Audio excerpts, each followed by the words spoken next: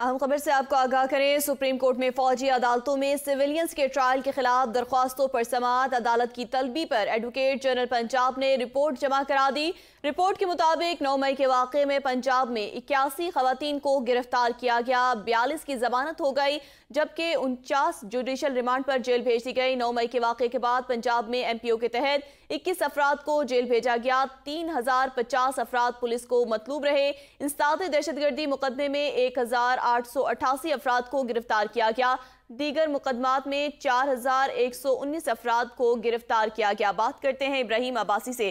جی ابراہیم عباسی، بتائیے گا، رپورٹ عدالت میں پیش کر دی گئی ہے 9 مئی کے واقعے میں ملوث افراد کی۔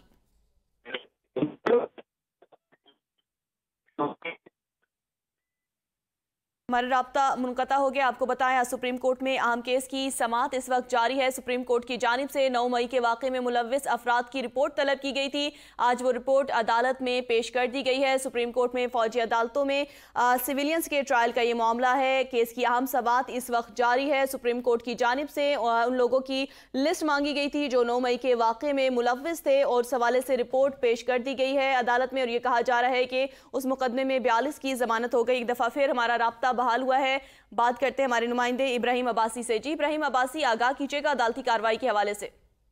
جی بالکل،